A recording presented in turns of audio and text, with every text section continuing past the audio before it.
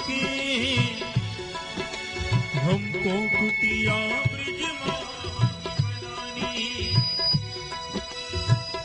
टूक मिले रसिकों की सदा और पीवन को यमुना जल पानी। हमें औरन की परवाह नहीं, अपनी ठकुरानी श्री राधिका रानी। मेरो प्यारो नंदलाल की तोरी राधे, मेरो प्यारो नंदलाल की तोरी राधे, की तोरी राधे, की तोरी राधे, तोरी राधे, की तोरी राधे। प्यारो नंदलाल की तोरी राधे, मेरो प्यारो नंदलाल की तोरी राधे, मेरो प्यारो नंदलाल की तोरी राधे, मेरो प्यारो नंदलाल की तोरी राधे। बोलिए वृंदावन बिहारी लाल की, भक्त वत्सल भगवान की, श्री राधा रानी सरकार की। अनंत बलवंत श्री हनुमंत लाल जी महाराज की। स्थान देवता की, वस्ती माता की, शंकर भगवान की, पार्वती मैया की। जय जय श्री राम, जय जय श्री राम, जय जय श्याम। नमः पार्वती पतये, हर हर हर महादेव।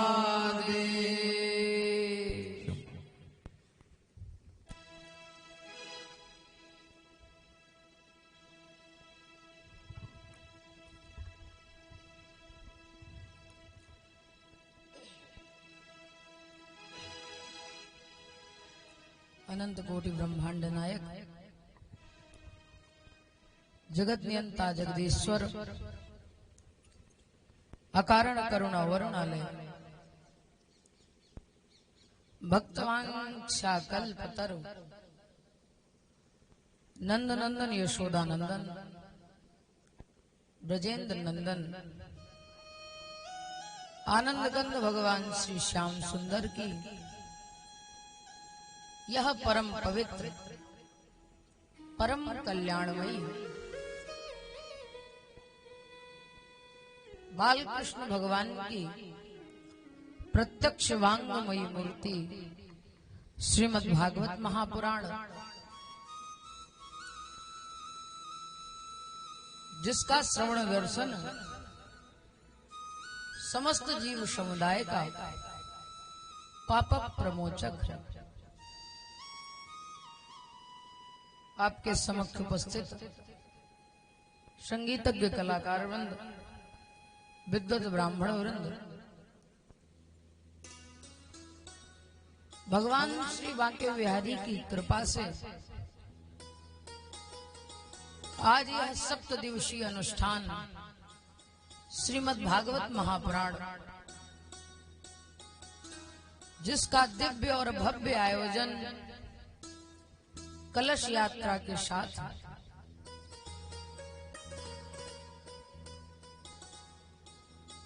बस कुछ ही पलों पूर्व कलश यात्रा भगवान शिव जी के मंदिर से प्रारंभ होकर श्रीमद् भागवत की दिव्य कलश यात्रा आप सब लोग बड़े भाव के साथ झूमते गाते हुए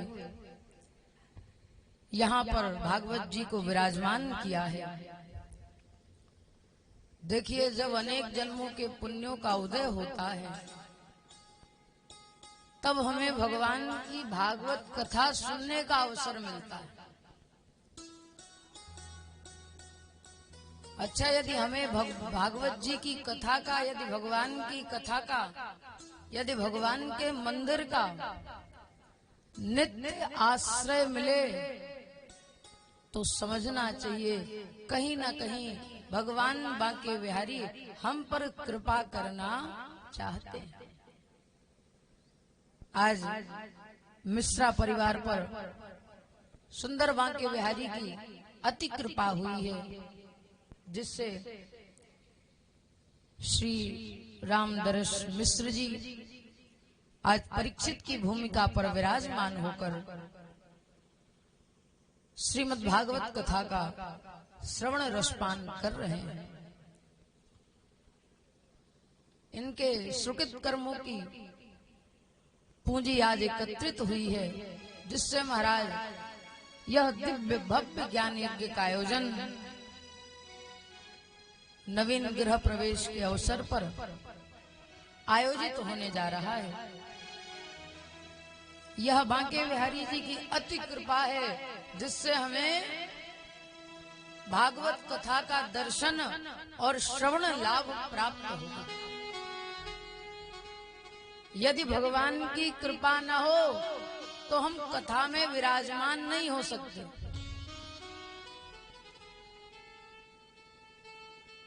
ये 7 दिनों तक यज्ञ चलेगा। किसी के पास कुछ काम आ जाएगा, किसी के पास कुछ काम आ जाएगा, लेकिन यह कथा सुनने का अवसर नहीं मिलेगा। देखिए, तुलसीदास जी कहते हैं 2 चीज बड़ी दुर्लभ है। क्या क्या? संत समागम हरि कथा, तुलसी दुर्लभ दो, सुत दारा लक्ष्मी पापियों के घर हो। देखिए, तुलसीदास जी कहते हैं सुत, बेटी बेटा सबके घर हो सकता है। बेटी बेटा सबके घर हो सकता है महाराज। दारा, अच्छी पत्नी हर को मिल सकती है। हर व्यक्ति को अच्छी सुशील पत्नी मिल सकती है। लक्ष्मी, चकाचक धन लक्ष्मी भी मिलेगी, साहब घर का काम चलेगा, ये हर व्यक्ति को मिलता है। तुलसीदास जी कहते हैं पुण्यात्मा को तो छोड़ो, जो पापी होता है उसको भी मिलता है। क्या क्या? सुत, दारा, लक्ष्मी, ये तीनों चीज महाराज पापियों को भी मिल जाता है।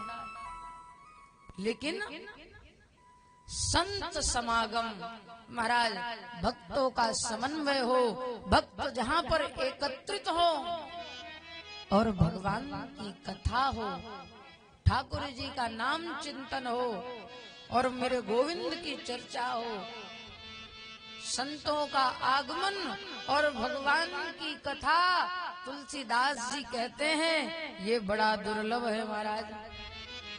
और दुर्लभ के साथ साथ व्यक्ति का इनमें मन भी नहीं लगता। हर कार्य में मन लग जाएगा, लेकिन भगवान की कथा में मन को लगाना पड़ता है। बोले पूजा करना प्रारंभ किया, आलस्य आने लग गया, जमाई आने लग गई। किसी की निंदा चुगली करते हैं तब तो आलस्य नहीं आता, तब तो नींद नहीं आती, लेकिन भगवान की कथा सुनते ही जमाई लेने लग जाते हैं। इसके लिए भी कहते हैं ये क्यों आती है नींद महाराज, कथा सुनने पर नींद क्यों आती है पता है? क्यों आती है साहब? कथा में मन क्यों नहीं लगता? तो तुलसीदास जी कहते हैं तुलसी पोरव पाप से हरि चर्चा न सुहाए, जैसे ज्वर के ताप से भूख विदा है जाए। बोले महाराज, जैसे ज्वर के ताप से भूख विदा है जाए। बोले महाराज, हमने यदि पूर्व जन्म में पाप किया है, तुलसी पूर्व पाप ते हरि चर्चा न सुहाए। जिसने पूर्व जन्म में पाप किया है ना, तो भागवत में विराजमान होगा तो उसका मन नहीं लगेगा। क्या करेगा? इधर उधर देखेगा महाराज। न उसको हरि चर्चा अच्छी लगती। और देखो, जिसको हरि की चर्चा अच्छी न लगेगी तो उसको हरि की चर्चा सुनने को भी नहीं मिलती। आप सोचे कि हमें अच्छा नहीं लगता। बोले आपके पापों को भगवान की कथा अच्छी नहीं लगती। पाप क्या सोचते हैं? यदि महाराज कथा यह जीवात्मा सुन लेगा तो इसके पाप उतर जाएंगे। और व्यक्ति जब पाप उतर जाते हैं तो पुनीत आत्मा हो जाता है, भगवान का स्वरूप हो जाता है। तो आइए, भगवान ने ऐसा शुभ अवसर दिया है, हम आप सब लोगों को सुंदर ज्ञान यज्ञ की भागीरथी श्रीमद् भागवत गंगा में गोता लगाने का अवसर मिला है। तो आइए, सब बड़े प्रेम के साथ भगवान की कथा से जुड़ेंगे। बोले भागवत भगवान की। भागवत जी में 4 अक्षर हैं। बोले महाराज, भा गा वा ता। भा से भक्ति, गा से ज्ञान, वा से वैराग्य और ता से त्याग। जिस कथा में इन चारों को प्राप्त कराने का सामर्थ्य हो उसे ही भागवत कहते हैं।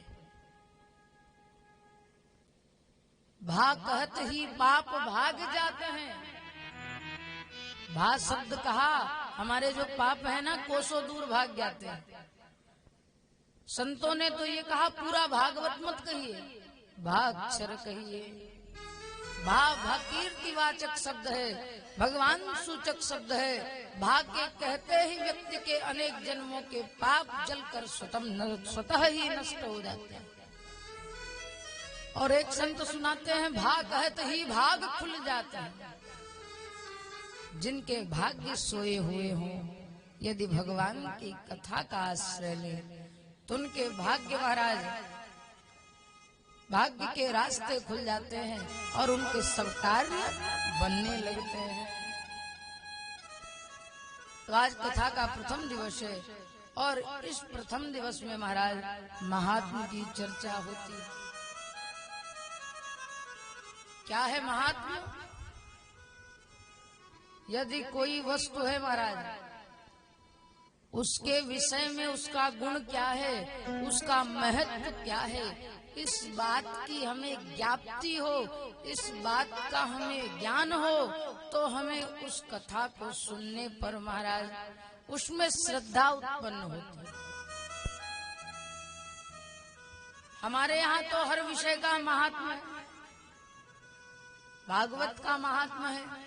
सत्यनारायण व्रत कथा सुनते हैं। सत्यनारायण व्रत कथा क्या है?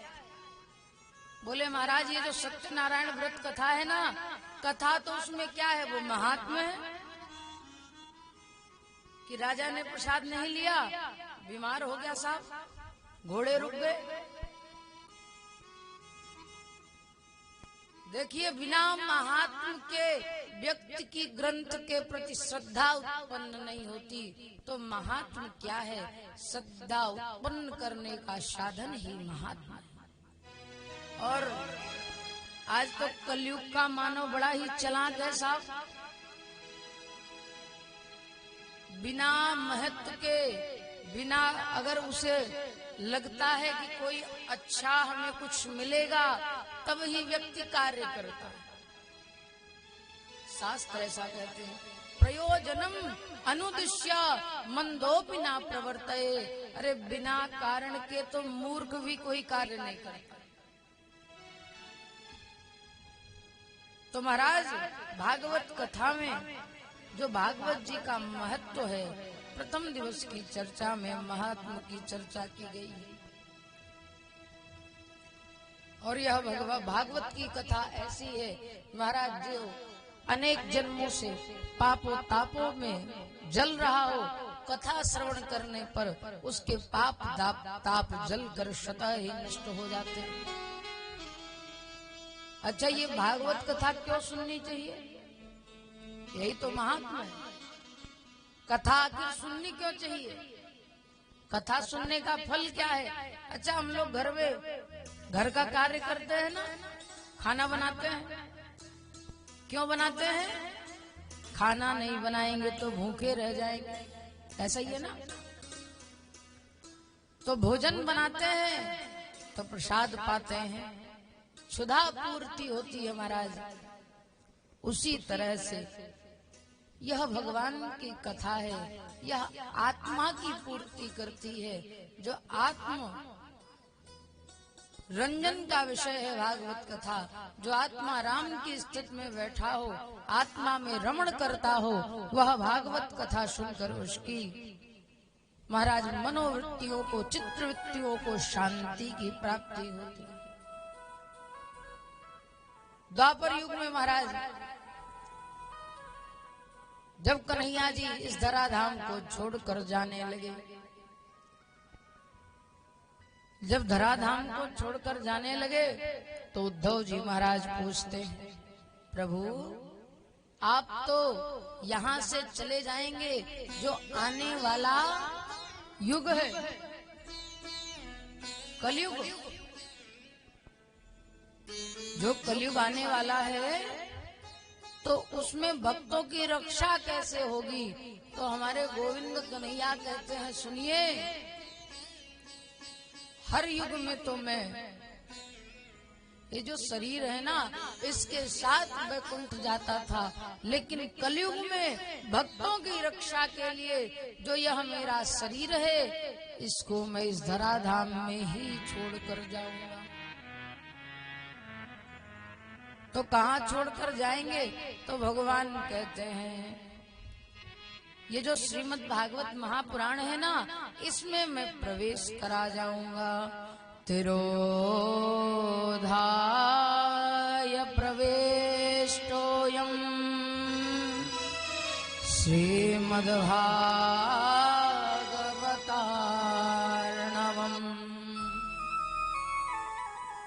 ठाकुर जी का जो तेज था वो भागवत में प्रवेश करा दिया ठाकुर जी। किसके लिए? हम आप सब के लिए। ये जो कलयुगी भक्त है ना, इनकी रक्षा के लिए ठाकुर जी एक स्वरूप से भागवत महापुराण में प्रवेश कर गए।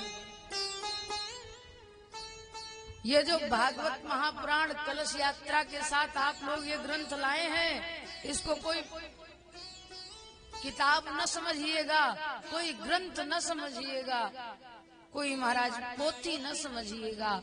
ये तो साक्षात मेरे गोविंद का वांग्मय विग्रह है। भागवत के विषय में लिखा गया है, तेने अम्बांगमयी मूर्ति प्रत्यक्षावर्तते हरि। यह भागवत महापुराण वांग्मय विग्रह है महाराज। जो इसका आश्रय लेता है, उसके जन्म जन्मांतरों के पाप ताप नष्ट हो जाते हैं। ये साक्षात जो राधा कृष्ण का विग्रह है, वही श्रीमद् भागवत महापुराण है। साक्षात वाक्य विहारी के स्वरूप है। आप यदि ये सुनेंगे, हम कथा सुन रहे हैं, तो कथा सुनोगे और सुनाओगे। आप तो ये मानिए, हमारे बांके बिहारी जी हमारे कर्णपुटों से प्रवेश करके हमारे हृदय में स्थित हो रहे हैं। अगर ये भाव आपके मन में है तो इन्हीं 7 दिनों में कल्याण हो जाएगा। देखिए यही भागवत की कथा है, परीक्षित जी ने सुनी है, मुक्ति हो गई। इसी कथा को सुनने पर परीक्षित जी महाराज की मुक्ति हो गई है। प्यारे बंधुओं सज्जनों, इसी कथा को सुनने से ही व्यक्ति का कल्याण हो जाता है। लेकिन कब? बोले तन मन धन से समर्पित हो जाओ कन्हैया के प्रति। अभी तो हम लोग आधे भगवान के हैं, आधे संसार के हैं। जब तक मन में ये भावना है तब तक कल्याण नहीं होगा। क्या हो जाना है महाराज? पूरे कन्हैया के हो जाओ साहब, आधे आधे मत रहो। और जब तक आधे आधे हो तब तक कल्याण नहीं होगा। एक बार नहीं, चाहे महाराज 7 दिन नहीं, चाहे 700 दिन सुनते रहो, लेकिन जब तक आप तन मन धन से निष्ठा से, गोपियों ने प्रेम किया है कन्हैया से, तो गोपियां कहीं भगवान को खोजने नहीं जाती। जमुना के किनारे जब गोपी गीत गाई हैं, ठाकुर जी स्वतः प्रकट हो गए। अच्छा, भगवान को हम ढूंढने जाएं तो कहीं भी ढूंढो, कितना बड़ा संसार है, कहाँ कहाँ ढूंढोगे साहब। एक बार की बात, हिरण्याकश्यप सोचा हम भगवान को खोजने जाएंगे। पूरे दुनिया में खोज आया लेकिन भगवान नहीं मिले। सोचा भगवान तो है ही नहीं। तो आज एक बार हिरण्याकश्यप को भगवान का दर्शन हुआ। हिरण्याकश्यप पूछता है, भगवान आप कहाँ थे? मैं तो आपको खोजने गया, आप कहाँ छिप गए थे? तो प्रभु कहते हैं, अरे मूर्ख, तूने मुझे पूरी दुनिया में खोजा लेकिन तूने अपने हृदय में नहीं खोजा। मैं और कहीं नहीं गया, तेरे हृदय में प्रवेश कर गया था महाराज। व्यक्ति भगवान को पूरे दुनिया में ढूंढता है, लेकिन प्रभु ढूंढने का विषय, प्रभु खोजने का विषय नहीं है। जो बुद्धिजीवी श्रोता बैठे होंगे ध्यान देंगे, प्रभु खोजने का विषय नहीं है, प्रभु में खो जाने का विषय है। अगर मुक्ति चाहते हो, कल्याण चाहते हो, तो ठाकुर जी में खो जाओ। परीक्षित जी सुखदेव जी की कथा में खो गए हैं, गोपियां कृष्ण के प्रेम में खो गई हैं। और उद्धव जी खूब ज्ञानी थे, लेकिन जब वृंदावन गए, गोपियों ने उपदेश दिया तो गोपियों की प्रेम की पाठशाला में 6 महीने तक खो गए साहब।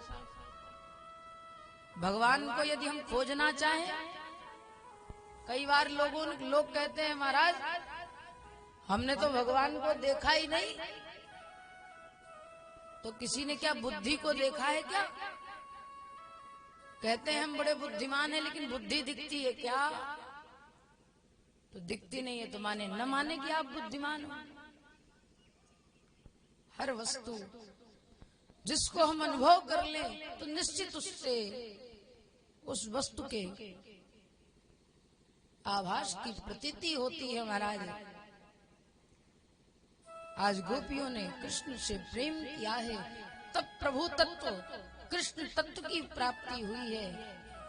हमें कहीं जाने की आवश्यकता नहीं है। यदि हम जहाँ पर विराजमान हैं, अपने आत्मा के भीतर यदि हम प्रभु का दर्शन करने लग गए तो हमारा निश्चित कल्याण होगा।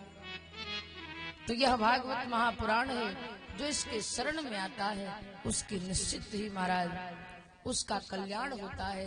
और यह भागवत की कथा कब मिलती है? बोले महाराज जब अनेक जन्मों के पुण्यों का उदय होता है तब भागवत की कथा मिलती है। देखो, ये भागवत की कथा यदि मस्तक पे आ जाए, सबसे बड़ा विषय तो यही है, भागवत की कथा यदि मस्तक पर आ जाए। अरे मस्तक पर नहीं, यदि हम भागवत की कथा परीक्षित के रूप में विराजमान होकर सुनने लग जाएं, हमारा ये जो कथा सुनना हमारे 1, 2, 10, 20, 50 जन्मों के पुण्यों का उदय नहीं है। वेद व्यास जी पद्म पुराण में लिखते हैं, बोले 1, 2, 10, 20, 50 नहीं, बोले महाराज ये भागवत कब मिलती है? बोले जब भाग्योदय होता है। और कितने जन्मों का भाग्योदय होता है? तो भाग्योदय न बहुजन्म समर्जितेन सत्संगमं च लभते पुरुषो यदा वै अज्ञान हेतु कृतमोह मदान्धकार नाशं विधाय हि तदोदयते विवेकः। जब अनेक जन्मों के पुण्यों का उदय होता है महाराज, तब हमें सत्संग मिलता है, तब हमें भगवान की कथा मिलती है, तब हमारे घर में गोविंद का आगमन होता है। बोले महाराज जब अनेक जन्मों के पुण्यों का उदय होता है और तब सत्संग की प्राप्ति होती है, और जब सत्संग मिलता है उससे हमारा अज्ञान नष्ट होता है, मोह नष्ट होता है और महाराज अंधकार नष्ट होता है। फिर इसके पश्चात हमें विवेक की प्राप्ति होती है। ये भगवान की कथा हमारे अज्ञान को नष्ट कर देती है। ये जो माया का अंधकार है इसको नष्ट कर देती है। और महाराज जब हमारा अज्ञान नष्ट हो गया, अंधकार नष्ट हो गया, मोह नष्ट हो गया, तो हमें विवेक की प्राप्ति होती है। देखिए ये जो विवेक है ना, विवेक और कहीं नहीं मिलता। आप सोचे, देखो आप बीमार हो, दवा कहाँ मिल जाएगी? मेडिकल स्टोर में। लेकिन हमें क्या करना चाहिए, क्या नहीं करना चाहिए, ये विवेक इसको कहते हैं। ये कहाँ मिलेगा? तो बोले ये सत्संग में मिलेगा।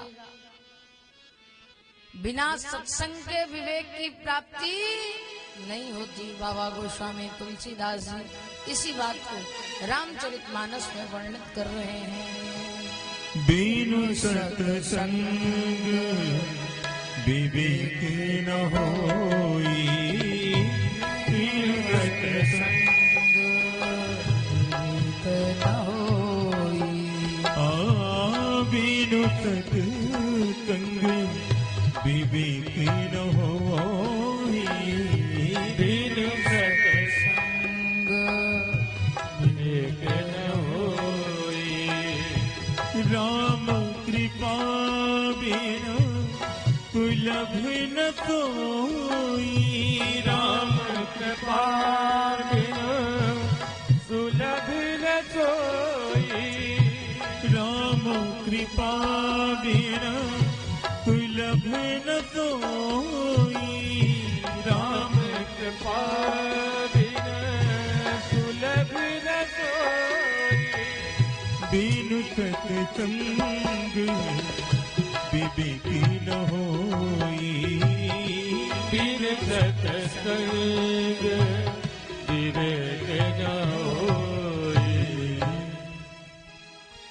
बिना सत्संग के विवेक की प्राप्ति नहीं होती, और बिना विवेक के प्रभु की कृपा की प्राप्ति नहीं होती। महाराज यदि भगवान की कृपा चाहते हो तो सत्संग का आश्रय लेना पड़ेगा। आइए महात्मा की चर्चा में प्रवेश करते हैं। महाराज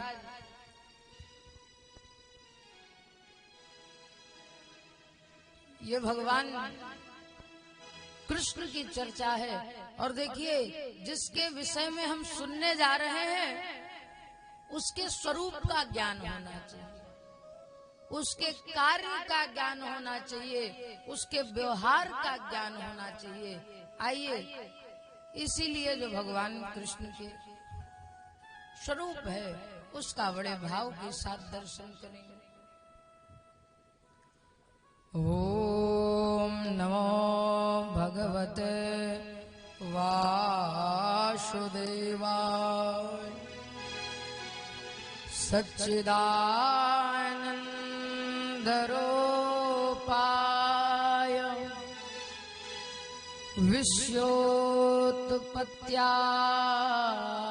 विश्वोत्पत्त्यादिहेतवे त्रापत्रे विनाशाय श्रीकृष्णाय वयं नमः।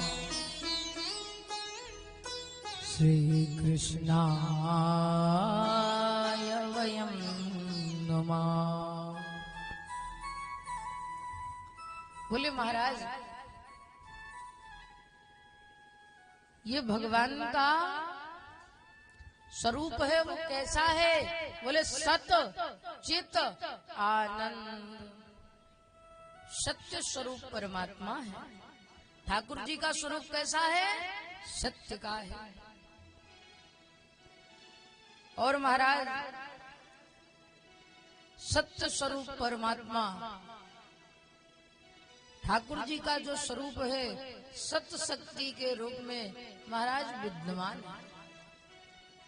और जो ठाकुर जी का दूसरा स्वरूप है, बोले महाराज भगवान सत्य स्वरूप में दर्शन देते हैं और चित्त शक्ति के रूप में ठाकुर जी हर जगह विद्यमान है। महाराज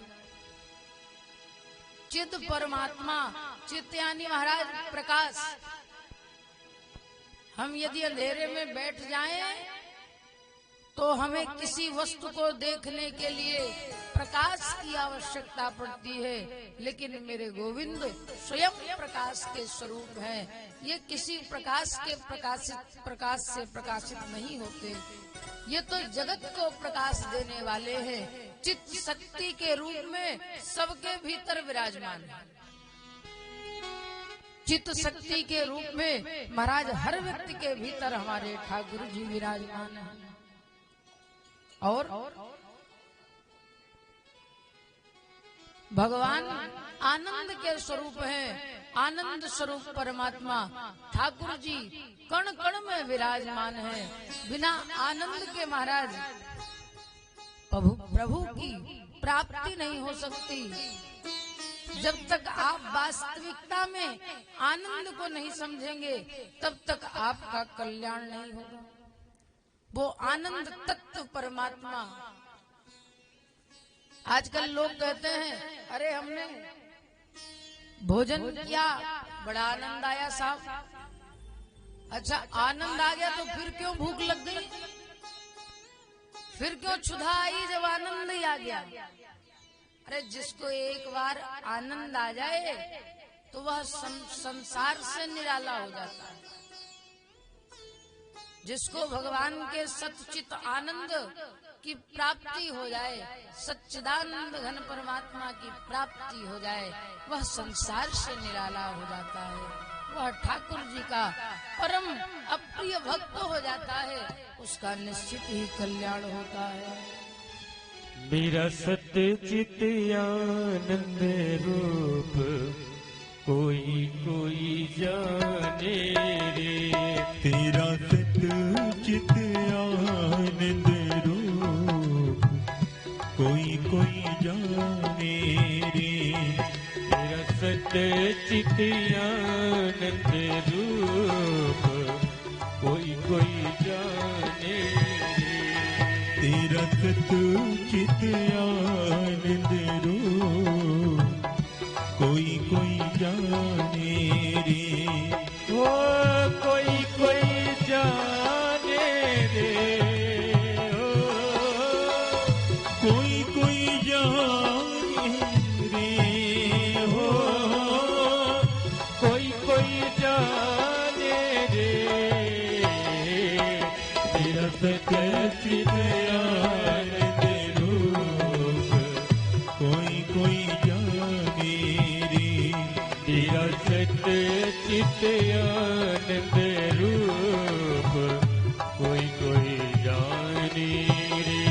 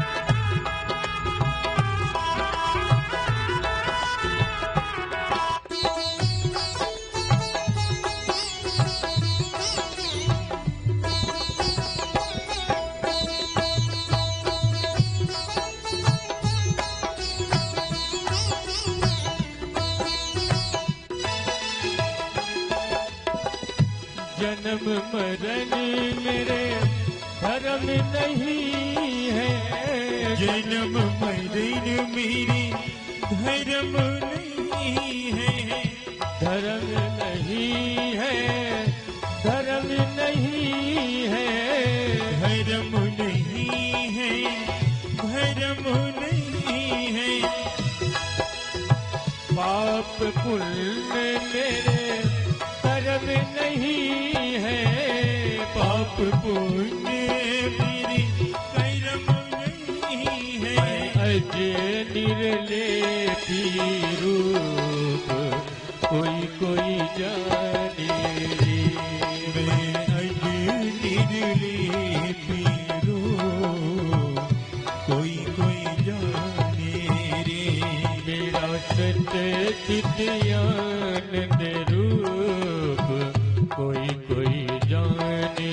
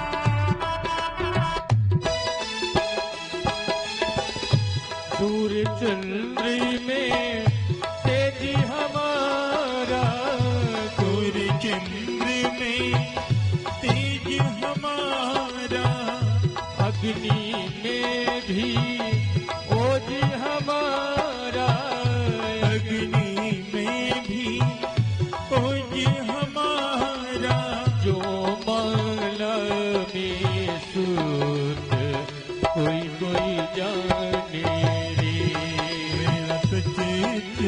आनंद रूप कोई कोई जाने रे, तेरा सत्य चित आनंद रूप कोई कोई जाने रे, मेरा सत्य चित आनंद रूप कोई कोई जाने रे।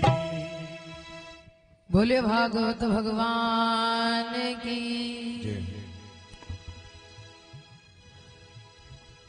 भगवान का सच्चिदानंद स्वरूप जिसके हृदय में विराजमान हो जाए उसको निश्चित ही प्रभु की कृपा की प्राप्ति होती है। ठाकुर जी का कार्य क्या है? बोले महाराज हमारे गोविंद का कार्य है विश्वोत्पत्त्यादि हेतवे, विश्व की उत्पत्ति पालन संहार। भले आपने सुन रखा हो कि ब्रह्मा जी सृजन करते हैं, विष्णु जी पालन करते हैं और भगवान रुद्र संहार करते हैं, लेकिन ये भगवान ने कार्य दे रखा है, लेकिन मूल में महाराज जो है वो हमारे ठाकुर जी ही सृष्टि का सृजन पालन संहार ये कार्य हमारे गोविंद का ही है। और क्या करते हैं? बोले महाराज भक्तों के लिए क्या करते हैं? जो भगवान का भक्त है उसके लिए हमारे गोविंद क्या करते हैं? तो बोले महाराज त्रापत्रय विनाशाय, तापत्रय विनाशाय। जो ताप है महाराज तीन प्रकार के ताप, जो ताप है कष्ट है दुख है उनको दूर करने का कार्य करते हैं प्रभु। जो ताप है ना, देखो हर व्यक्ति के जीवन में ताप है। कोई ऐसा व्यक्ति नहीं है जो हाथ उठाकर कह सके महाराज मैं सबसे ज्यादा सुखी हूँ। दुनिया में ऐसा कोई व्यक्ति नहीं है। बोले क्यों? बोले ये संसार को कहते हैं दुखालय। जिसने यहाँ जन्म लिया है उसको महाराज दुख भोगना ही पड़ेगा। निश्चित उसको दुख की प्राप्ति होगी, उसको कष्ट की प्राप्ति होगी, क्योंकि इसको कहते हैं दुखालय। हर व्यक्ति ताप से त्रपित है महाराज। 3 प्रकार के मुख्य ताप होते हैं, दैहिक, दैविक, भौतिक। और ये 3 प्रकार के ताप हैं। दैहिक ताप जो महाराज शरीर से उत्पन्न हो, कष्ट, शरीर में कोई आदि व्याधि पीड़ा कष्ट है महाराज, उसको ताप कहते हैं। और इसके पश्चात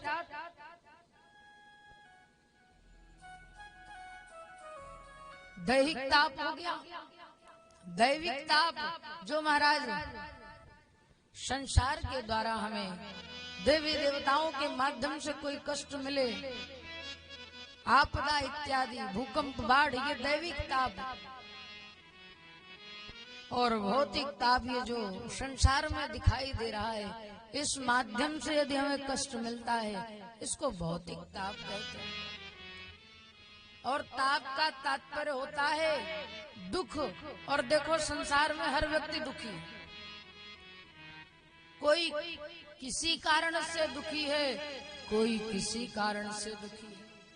दुनिया में कोई नहीं है जो सुखी है महाराज। कोई तन दुखी, कोई धन दुखी, कोई चिंता चेत उदास, थोड़े थोड़े सब दुखी, सुखी राम के दास। बोले जिसने भगवान के नाम का आश्रय ले लिया वो व्यक्ति सुखी है दुनिया। नहीं, हर व्यक्ति को कोई ना कोई दुख है। बोले महाराज जिसी के पास हर चीज है तो महाराज कमी है, तो बोले महाराज शरीर ही साथ नहीं देता। पहला सुख निरोगी काया। देखो ये शरीर जिसका सुखी है ना, तो उसे ही सुख समझिए। बोले महाराज किसी का शरीर ही साथ नहीं देता। और दूसरा बोले महाराज शरीर साथ नहीं देता। और दूसरा क्या है?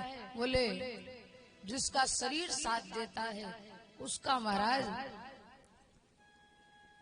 चलिए शरीर से खूब है हट्टे तगड़े साहब, लेकिन यदि घर में धन नहीं है तो भी व्यक्ति दुखी है। मान लीजिए धन भी है, शरीर भी स्वस्थ है और घर में सुख शांति नहीं है तो भी दुखी है साहब। तो कहने का भाव ये दुनिया है, ये संसार सागर है महाराज, इसमें हर व्यक्ति दुखी है। और यदि दुख से, कष्ट से मुक्ति चाहिए, दुखों से निवृत्ति चाहिए, तो भगवान के कथा का आश्रय लेना पड़ेगा, भगवान के नाम जप का आश्रय लेना पड़ेगा, भगवान की भक्ति का आश्रय लेना पड़ेगा। क्योंकि बिना भगवान का नाम जप किए व्यक्ति को मुक्ति नहीं मिल सकती। और कहते हैं जब रामचंद्र जी अवधेश बने थे महाराज, राजा बने थे, तो वहां पर महाराज जितनी उनकी प्रजा थी उनको किसी प्रकार का दुख नहीं था। इसी को तो राम राज्य कहते हैं। बोले महाराज जब कोई दुख ही ना हो, कोई कष्ट ना हो, इसी को तो राम राज्य कहते हैं। राम राज्य और कोई नहीं है। बोले हम भगवान के भक्ति से जुड़ जाएं, भगवान का नाम लेने लग जाएं, यही वास्तव में राम राज्य है, यही भगवान का राम राज्य है। प्यारे बंधुओं, सज्जनों, प्यारे भक्तों, ठाकुर जी महाराज तीनों प्रकार के तापों से दूर करते हैं। ऐसे भगवान कृष्ण को दोनों हाथ जोड़कर प्रणाम करते हैं।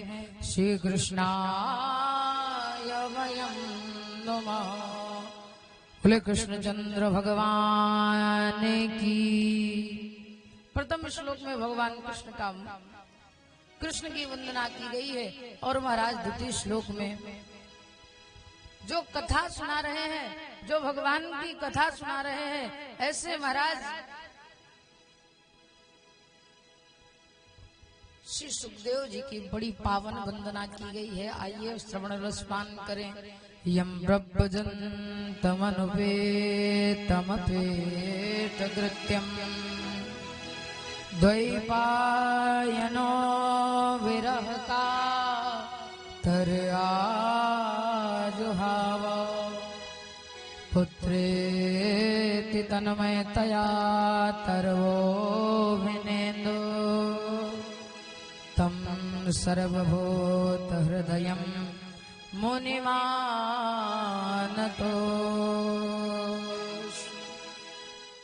सुखदेव जी महाराज का जब जन्म हुआ,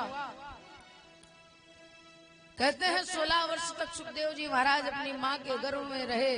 वेदव्यास जी बार बार वेदव्यास जी के विनती करने पर, विष्णु भगवान से वचन लेने पर सुखदेव, इसके पश्चात सुखदेव जी का प्रागट्य हुआ है गर्भ से। लेकिन महाराज जब प्रागट्य हुआ तो सुखदेव जी एक क्षण के लिए संसार में नहीं रुके। क्यों? बोले जानते हैं यदि संसार में रुकेंगे तो ये संसार की ये जो करदम है महाराज, करदम यानी ये संसार की जो महाराज कीचड़ है, ये जो गंदगी है, ये ऐसे हमें अपनी चपेट में लेगी महाराज कि हम तो भगवान का भजन नहीं कर पाएंगे। श्री परम वीतराग संत श्री सुखदेव जी महाराज का प्रागट्य हुआ। सुखदेव जी महाराज रुके नहीं और महाराज सीधे जंगल की ओर भागे जा रहे हैं, सीधे जंगल की ओर जा रहे हैं। वेदव्यास जी बेटा बेटा बेटा कहकर पुकार रहे हैं, बेटा रुकिए रुकिए, आपका हमने संस्कार भी नहीं किया है, यज्ञोपवीत संस्कार जो होता है वो भी नहीं किया है। बोले रुकिए रुकिए। लेकिन आज सुखदेव जी महाराज रुके नहीं, जंगल की ओर भागे जा रहे हैं। वेदव्यास जी बेटा बेटा कहकर पुकार रहे हैं महाराज। अंत में वृक्षों से आवाज आई, अरे वेदव्यास जी आप तो इतने बड़े ज्ञाता हो और आपके भीतर इतना पुत्र मोह। अरे ये संसार है, बेटी बेटा है, आएंगे जाएंगे, आप तो भगवान के भक्ति में लगो। लेकिन फिर भी पीछे पीछे जा रहे थे। एक नदी के किनारे कुछ गोपियां स्नान कर रही थी। सुखदेव जी निकले हैं, किसी गोपी ने वस्त्र धारण नहीं किया। जब वेदव्यास जी निकले तो सब गोपियों ने अपने अपने वस्त्र संभालने लग गए। वेदव्यास जी कहते हैं देखो स्त्रियों के भीतर कितनी प्रबल माया है। मेरा बेटा जो युवावस्था को प्राप्त है, इसको देखकर वस्त्र पहनना चाहिए, इसको देखकर तो वस्त्र पहना नहीं। मुझे वृद्ध को देखकर जिसकी इंद्रियां शिथिल पड़ चुकी हैं, मुझे देखकर ये वस्त्र पहन रही हैं गोपियां। गोपियों से प्रश्न पूछा, आपने ऐसा क्यों किया? तो गोपियां जवाब देती हैं, देखिए वेदव्यास जी आपके जो पुत्र है ना, ये भले 16 वर्ष की इनकी अवस्था है, लेकिन इनके भीतर किसी भी प्रकार का राग द्वेष छल छद्म नहीं है। बोले ये तो जगत से निराले हैं, ये तो इनके भीतर किसी भी प्रकार की माया नहीं है माया।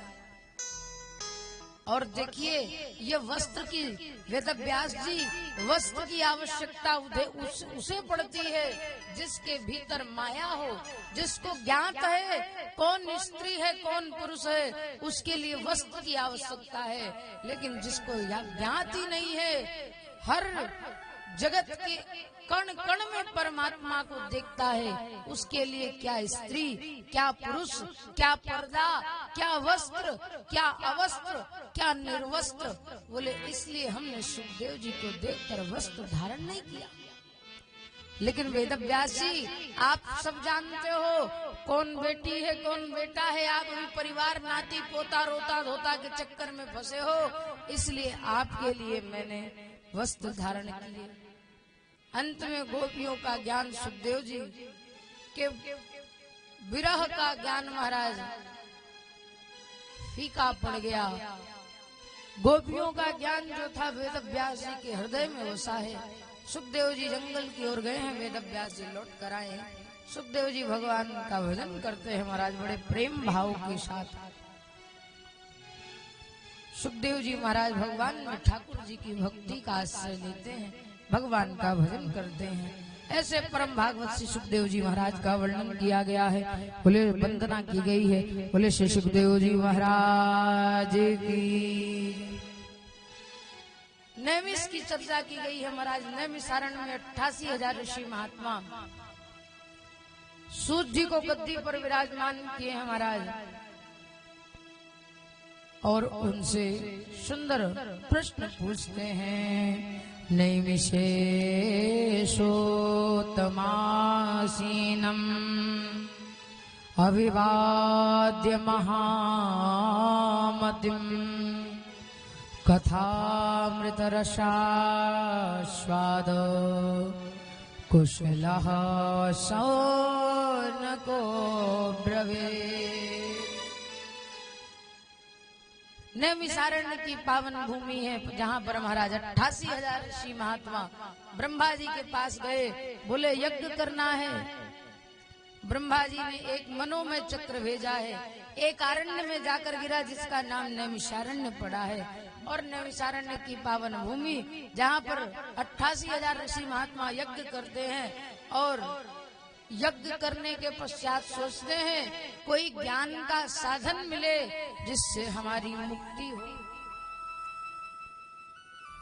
तो आज प्रश्न पूछते हैं। अज्ञान ध्वांस विध्वंस कोटि शौर्य समप्रभ श्रोताख्या हि कथा सारम मम कर्णरसायनम।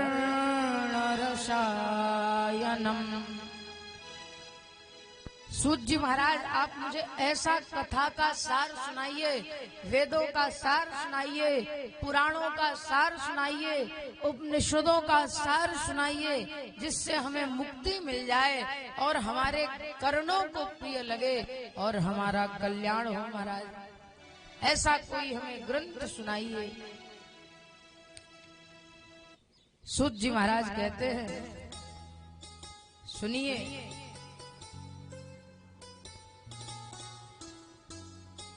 आज सूत जी महाराज बड़ा सुंदर उपदेश करते हैं। सौनकादिक ऋषियों आप श्रवण करिए, ये मानव का जीवन है, ये बड़ा सूक्ष्म है। ये मानव जीवन कब समाप्त हो जाएगा किसी को ज्ञात नहीं है महाराज।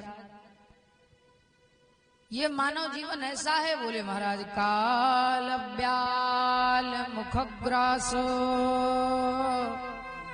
त्रास निर्नाश हेतवे श्रीमद्भागवतम शास्त्रम कलौ किरेण भासितम। बोले जो कलयुग में महाराज सर्वश्रेष्ठ ग्रंथ है, कलौ किरेण सुकेन भासितम, जो सुखदेव जी महाराज ने जिसका गायन किया है, ऐसे ग्रंथ को मैं आपको सुनाऊंगा महाराज। बोले मानव जीवन बड़ा सूक्ष्म है। मानव जीवन को ऐसे समझिए जैसे कोई अजगर है, मुंह फैलाए बैठा है, और उसके मुख में कोई चूहा है। उसकी जिंदगी कब तक है? जब तक अजगर मुख बंद ना कर ले। व्याल काल रूपी व्याल ने जब मुख को बंद किया, जीव की लीला समाप्त हो जाती है महाराज। तो वही भागवत का ज्ञान मैं आपको सुनाऊंगा। और देखिए ये जो भागवत का ज्ञान है, बोले जब जन्म जन्मांतरों के पुण्यों का उदय होता है, जन्मांतरे भवेत् पुण्यम तदा भागवतम लभे।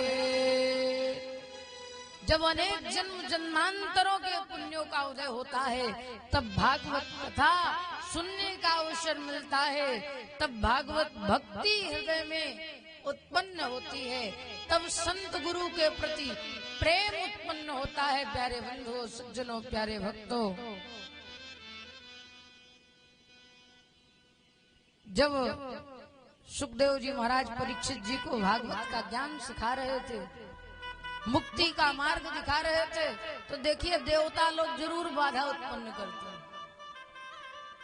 तो देवता लोग बोले अमृत का कलश लेकर आ गए कि बोले सुखदेव जी को तो मृत्यु का भय है इसलिए भागवत सुन रहे हैं, तो एक काम करिए, आप तो सुखदेव जी को ये कलश है अमृत का रसपान करा दीजिए और हमें कथा का रसपान करा दीजिए। सुखदेव जी सोचते हैं, देखो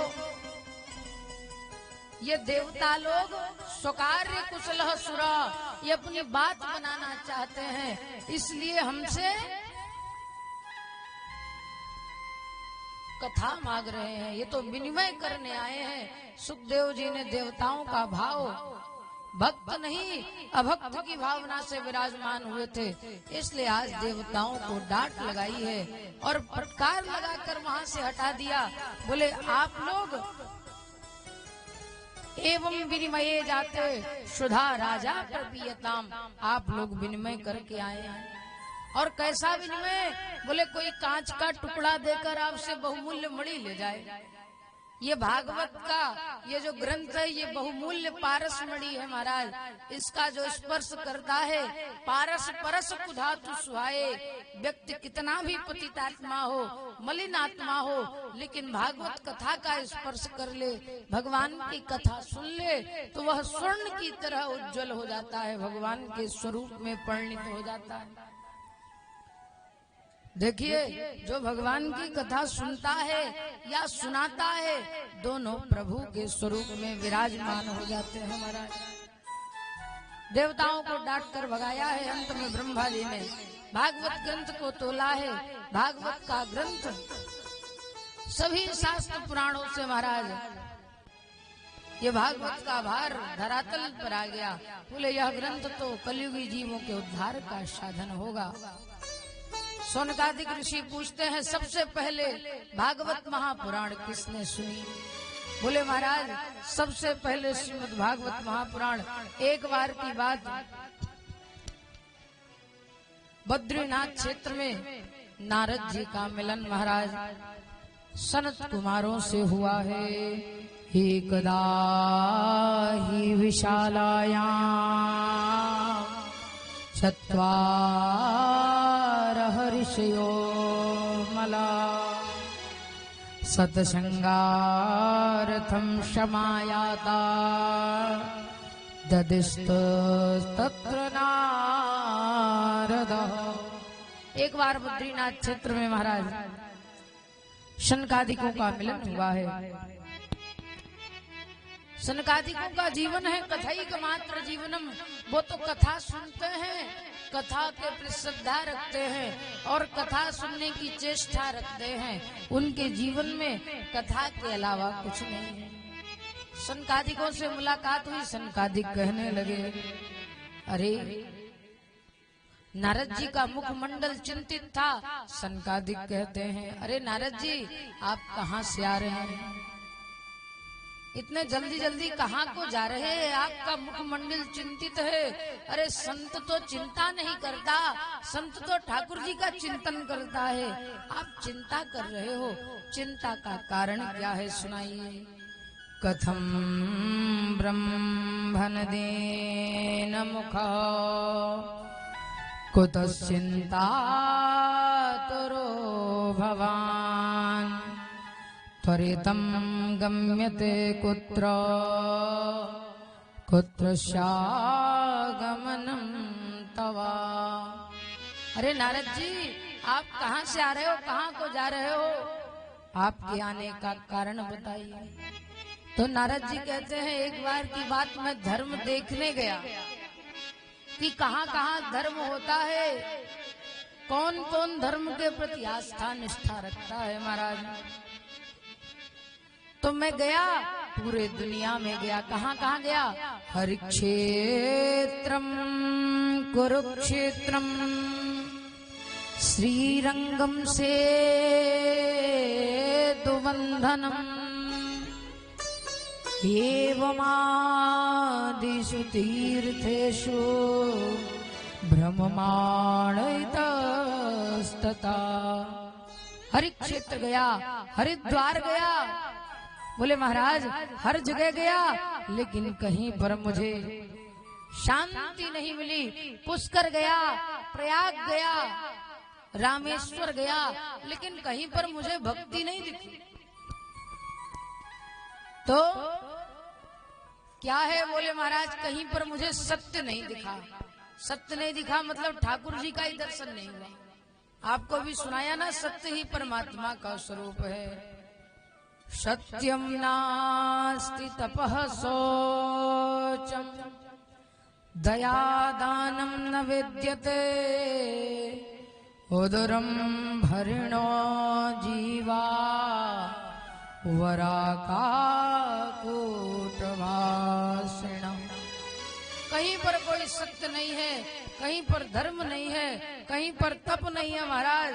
हर जगह व्यक्ति अपने उदर भरण के लिए, किसी को कष्ट पहुंचाने को, किसी को दुख पहुंचाने के लिए तत्पर है महाराज। गृहस्थों में गया, गृहस्थों में भी महाराज कहीं सुख शांति नहीं है। गृहस्थों में भी क्रांति मची हुई।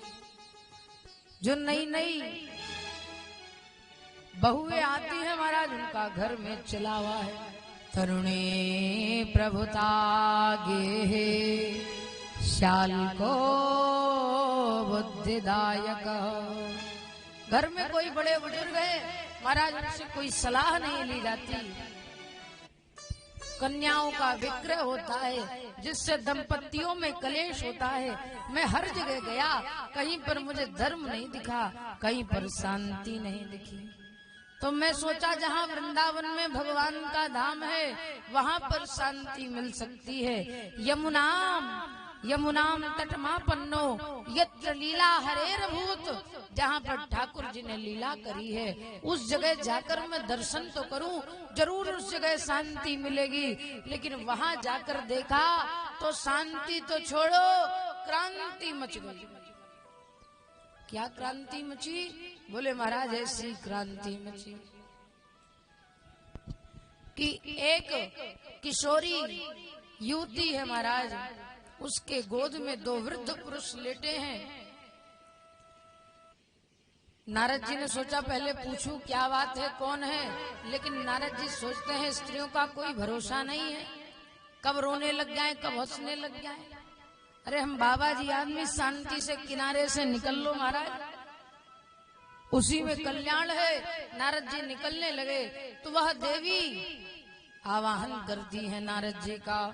भो भो साधो क्षणं तिष्ठ मच्चिन्तामपि नाशय दर्शनं तव लोकस्य सर्वदा गहरं परम। अरे आप कौन हो? नारद जी को कहते हैं रुकिए रुकिए। नारद जी प्रश्न पूछते हैं आप कौन है, अपना परिचय दीजिए। तब वह भक्ति कहती है हम भक्ति ख्याता इमो में तनयो मतो। अरे मैं इनकी मैया हूँ, ये मेरे बेटे ज्ञान वैराग्य हैं। जब ऐसा कहा तो नारद जी सोचने लगे देखो कितना घोर कलयुग आ गया। मैया तो बूढ़ी रहती है, बेटे जवान रहते हैं, लेकिन यहाँ पर बेटे तो महाराज वृद्ध हो गए और जो युवती है वो मैया है। बोले देखो यहाँ तो और कलयुग है साहब।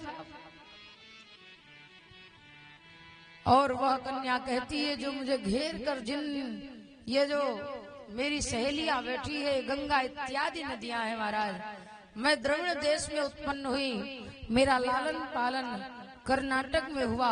उत्पन्ना द्रविड़ेशाहम वृद्धिम कर्नाटके गता क्वचित क्वचिन महाराष्ट्रे गुर्जरे जीर्णताम गता। मैं द्रविड़ देश में उत्पन्न हुई, कर्नाटक में फली फूली और अंत में गुजरात में आकर युवती से मैं वृद्ध हो गई। लेकिन नारद जी सुनिए, मैं वृंदावन में आई तो मैं जो वृद्ध थी मैं तो युवती हो गई, लेकिन मेरे बेटे जो ज्ञान वैराग्य वृद्ध थे वो जवान नहीं हुए, वो तो वृद्ध होकर ही लेटे रहे। महाराज नारद जी, आप मेरे बेटों की जो ये मूर्छा है इसको दूर करिए, नहीं मैं इस स्थान को छोड़कर विदेश चली जाऊंगी। इदम स्थानम परित्यज्य विदेशम गम्यते मया। अरे नारद जी, मैं इस स्थान को छोड़कर विदेश चली जाऊंगी। देखिए, वृंदावन में भक्ति है, आज भी वृंदावन में भक्ति है। जो वृंदावन जाते हैं वो राधे राधे गाते हैं महाराज, लेकिन भक्ति भी वृंदावन छोड़कर जाने की बात करती है। क्यों?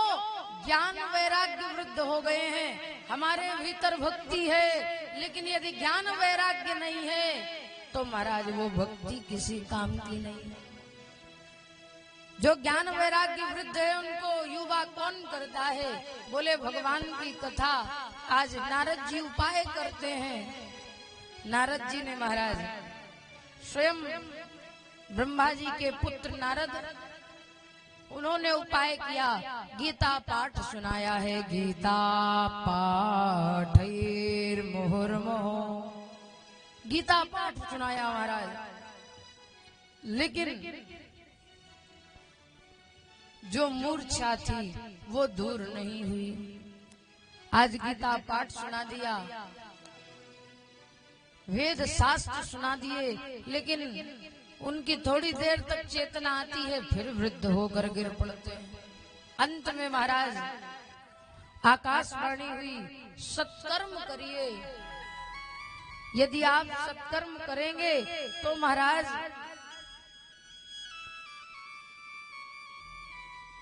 सत्कर्म सूचकम नूनम, बोले सत्कर्म करिए तब भक्ति ज्ञान वैराग्य के कष्ट की निवृत्ति होगी। तो आज वही नारद जी कहते हैं सनकादिकों से, मैं सत्कर्म की खोज में बद्रीनाथ आया हूँ, आपको पता है क्या है सत्कर्म? सनकादिक कहते हैं नारद जी, आप ही ज्ञान को देने वाले, आप भी भूल गए। सत्कर्म और कोई नहीं है। बोले सत्कर्म क्या है? बोले भगवान की कथा को ही सत्कर्म कहते हैं, भागवत को सत्कर्म कहते हैं। श्रीमद् भागवत महापुराण से बड़ा कोई कर्म नहीं होता है। गंगा द्वार समीपे तो तटमानंद नामकम। गंगा द्वार हरिद्वार महाराज आनंद नाम क्षेत्र में सुंदर बालू की व्यासपीठ बनाई गई है, उस पर चारों भैया सनकादिक विराजमान हुए हैं। और महाराज भक्ति ज्ञान वैराग्य के कष्ट की निवृत्ति के लिए कथा प्रारंभ किए। आज कथा सुने हैं और भक्ति ज्ञान वैराग्य वृंदावन में बैठे हैं, कथा हरिद्वार में हो रही है। लेकिन महाराज के कथा का ऐसा महात्म, कथा का ऐसा फल, नारद जी यजमान बनकर कथा सुने हैं भक्ति ज्ञान वैराग्य के लिए, लेकिन ज्ञान वैराग्य भक्ति वृंदावन में है। यहाँ कथा प्रथम दिवस की पूर्ण ही होने वाली थी महाराज। उसी कथा के मध्य में ज्ञान वैराग्य और भक्ति ताता थैया करके महाराज नृत्य करने लगे। श्री कृष्ण गोविंद हरे मुरार नाथेति नामा निमुहुर्वदन्ति। आज भक्ति ज्ञान वैराग्य सुंदर दिव्य संकीर्तन वातावरण है और महाराज सुंदर संकीर्तन में मस्त हो गए। श्री कृष्ण गोविंद हरे मुरारी, हे नाथ नारायण वासुदेवा। श्री कृष्ण गोविंद हरे मुरारी, हे नाथ नारायण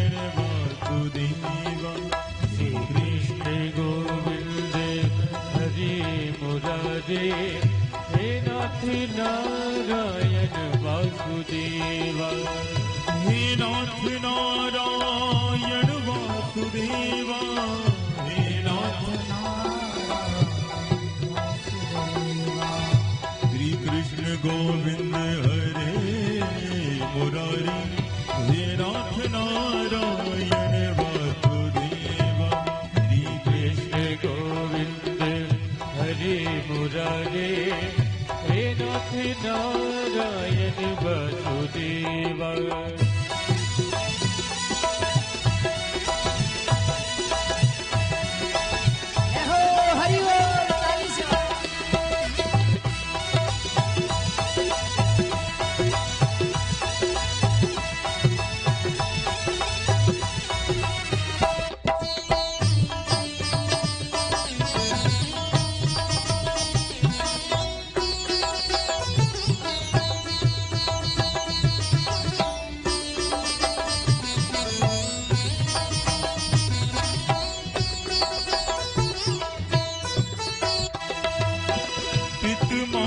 स्वामी सखा हमारे, पितुमात स्वामी सखा हमारे, पितुमात स्वामी सखा हमारे, पितुमात स्वामी सखा हमारे।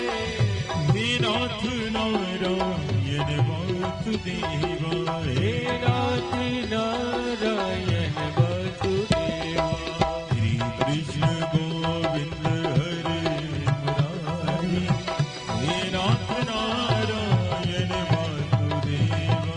हे कृष्ण गोविंद हरे मुरारे, हे नाथ नारायण वासुदेवा। श्री कृष्ण गोविंद हरे मुरारी, हे नाथ नारायण वासुदेवा। श्री कृष्ण गोविंद हरे मुरारे, हे नाथ नारायण वासुदेवा। हे नाथ नारायण वासुदेवा, हे नाथ नारायण वासुदेवा। हे नाथ नारायण वासुदेवा, हे नाथ नारायण वासुदेवा। बोले भक्त वत्सल भगवान की। आज जब कथा प्रारंभ हुई हमारा भृगुर वशिष्ठ वनस्य गौतमो मेधात देवल देवरातौ। आज जिनको कथा श्रवण सुनने की महाराज जिनके कर्णपुटों में पड़ा है कि कथा हो रही है, सब दौड़े दौड़े महाराज दौड़े दौड़े भाग रहे हैं। देखिए कथा यदि कहीं पर हो तो अपने हर कार्य को छोड़कर भगवान की कथा सुननी चाहिए। हर कार्य को त्याग कर ठाकुर जी की कथा सुननी चाहिए। यदि आपने हर कार्य को छोड़ दिया तो ठाकुर जी आपका निश्चित कल्याण। सब देवी देवता ऋषि महात्मा जिनको ज्ञात हुआ कथा चल रही है दौड़े भागे जा रहे हैं, क्योंकि यह कथा तो देवताओं के लिए भी दुर्लभ है। ये जो भगवान की कथा है ना, मानव की तो छोड़िए, महाराज देवी देवता इसके लिए ललायित रहते हैं कि भगवान की कथा प्राप्त हो, भगवान की कथा प्राप्त हो। ज्ञान वैराग्य विराजमान हुए हैं। इसके पश्चात महाराज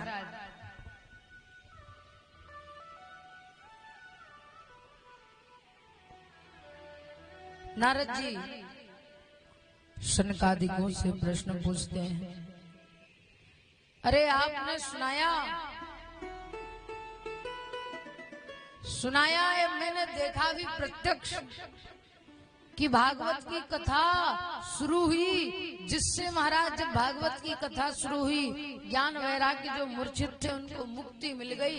लेकिन आप बताइए भागवत की कथा सुनने से किनका किनका उद्धार हुआ? देखिए भागवत में बड़ी सुंदर कथा का वर्णन है। इस कथा का जो रसपान करता है उसको भागवत का सार ज्ञात होता है। बोले बड़ी सुंदर कथा का वर्णन किया गया है। नारद जी प्रश्न पूछते हैं, आप बताइए कथा सुनने से किनकी मुक्ति हो जाती है? के विशुद्धं इति वदन्तु मह्यम् सप्ताह यज्ञेन कथामयेनो कृपालुभिर्लोकहितं विचार्य प्रकाशितः कोऽपि नवीन मार्ग। अरे नारद जी आप सुनाइए, भागवत की कथा सुनने से कौन कौन मुक्त हो जाता है साहब? कृपा करके यह सुनाइए। तो सनकादिक प्रभु कहते हैं, यह छोड़िए कौन कौन मुक्त होता है। बोले महाराज, ए मानवा पाप कृतस्तु सर्वदा, जो मानव हमेशा पाप ही करता हो, सदा दुराचार रता विमार्गगा, क्रोधाग्नि दग्धा कुटिलास्य कामिनः सप्ताह यज्ञेन कलौ पुनन्तिते। जो व्यक्ति कभी कोई पुण्य करता ही नहीं हो, पापी ही हो साहब। हमेशा महाराज क्रोध करता हो, पंचोग्र पापाश्चल छद्मकारिणः क्रूरा पिशाचा सैव निर्दयाश्चते ब्रह्मस्व पुष्टा व्यभिचारकारिणः सप्ताह यज्ञेन कलौ पुनन्तिते। जिसने कभी कोई पुण्य न किया हो, पाप करते करते मृत्यु हो जाए, अंत में उसके निमित्त भागवत की कथा रखी जाए, उसका भी कल्याण होता। कोई हुआ है क्या? तो आज सनकादिक प्रभु एक इतिहास सुनाते हैं। अत्र ते कीर्तयिष्यामः इतिहासं पुरातनम् यस्य श्रवणमात्रेण पापहानि प्रजायते। आखिरी कथा है, जो इस कथा को रसपान करता है उसके पाप पुण्य नष्ट हो जाते हैं। इसके बाद आरती होगी, एक प्रसंग है, इसके बाद आरती प्रसाद लेकर आप लोग अपने अपने धाम को जाएंगे। तो आइए कथा का रसपान करें।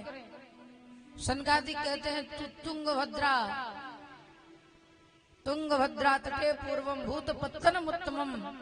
तुंगभद्रा तट नदी के किनारे महाराज एक पत्तनपुर नाम का शहर है, जिसमें एक ब्राह्मण देवता रहते हैं, जिनका नाम है महाराज आत्मदेव। आत्मदेव के यहाँ महाराज हर वस्तु है, पूजा करते हैं, पाठ करते हैं, भगवान का नाम जप करते हैं, चिंतन करते हैं। लेकिन महाराज आत्मदेव जी वेद शास्त्र विशारद हैं, श्रोत और स्मार्त कर्म में बड़े निपुण हैं। लेकिन महाराज इनकी जो पत्नी है वो धुंधली उसका नाम है, लेकिन महाराज वह उनकी जो पत्नी है उसकी भगवान की भक्ति में रुचि नहीं है, भगवान की कथा में रुचि नहीं है। वह तो महाराज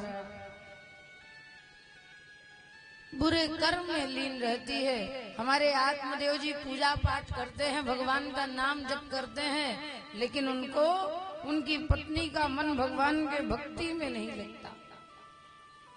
इनके घर में पितृदोष था, जिसके कारण महाराज ये जिस फल को लगाते हैं वो वृक्ष फल नहीं देता।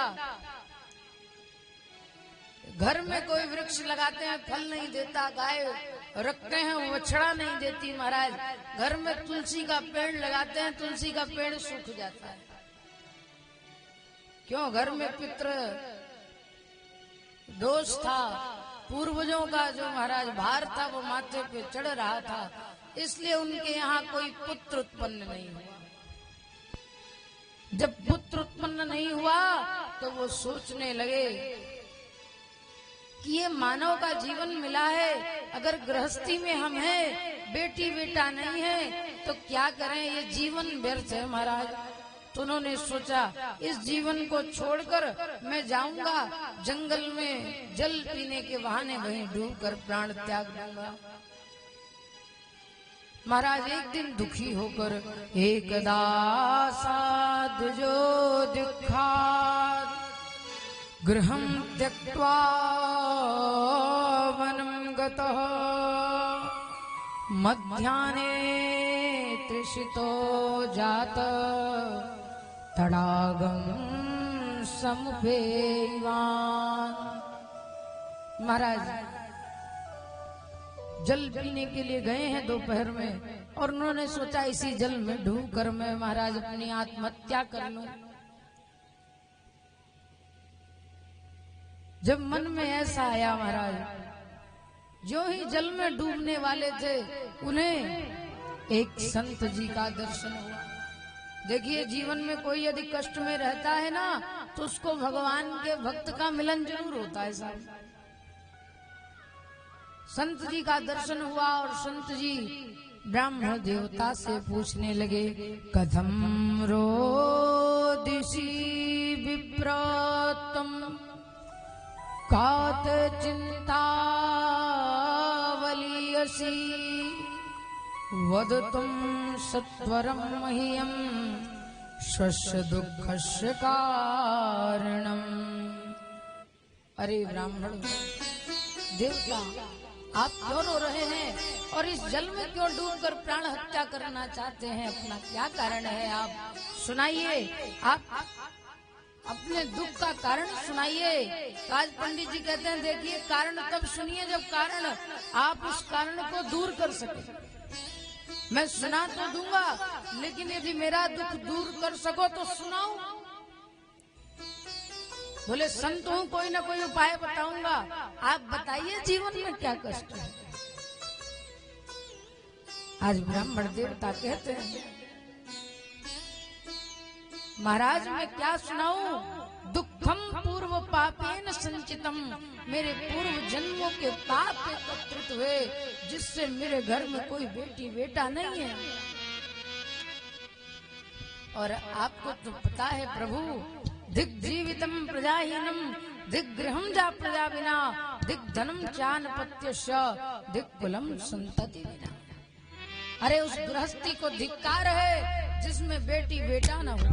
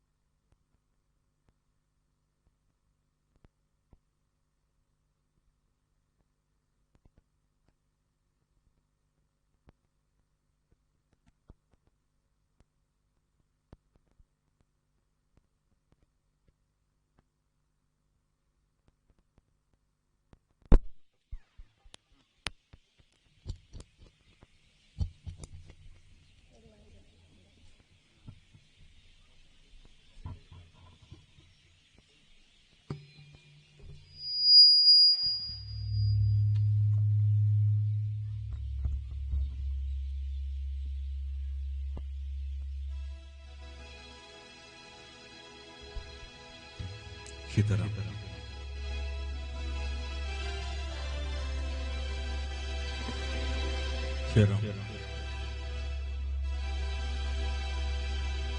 हो श्यामा प्यारी कुंज बिहारी,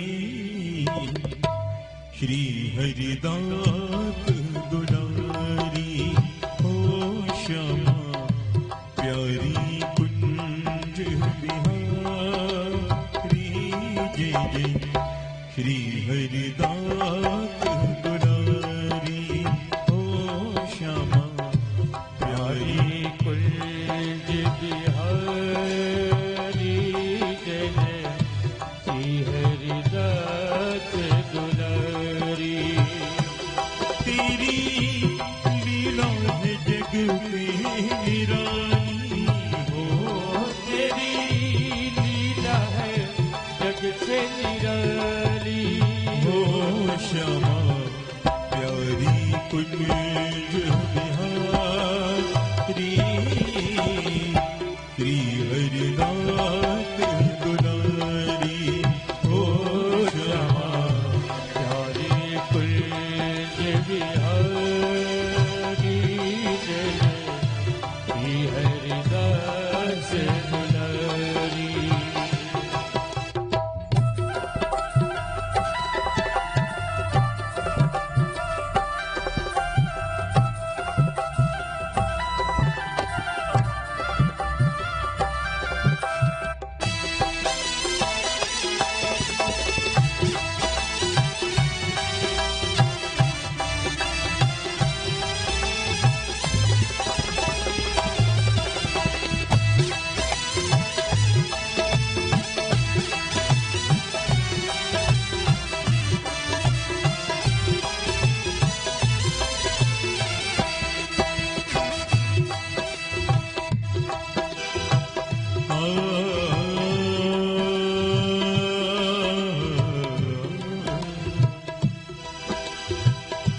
मन में है बसी बस चाहे यही,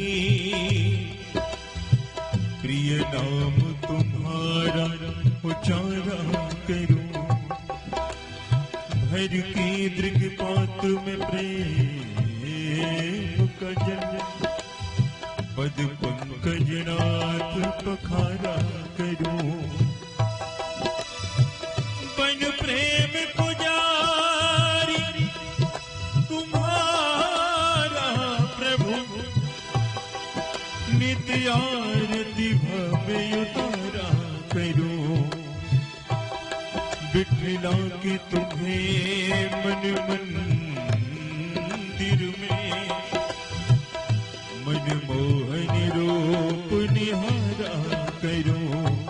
श्यामा प्यारी कुंज बिहारी, जय जय श्री हरिदास दुलारी। श्यामा प्यारी कुंज बिहारी, जय जय श्री हरिदास दुलारी। श्यामा प्यारी कुंज बिहारी, जय जय श्री हरिदास दुलारी। श्यामा प्यारी कुंज बिहारी, जय जय श्री हरिदास दुलारी। तेरी लीला है जग से निराली। हो तेरी लीला है जग से निराली। हो श्यामा प्यारी कुंज बिहारी, जय जय श्री हरिदास दुलारी। हो श्यामा प्यारी कुंज बिहारी, जय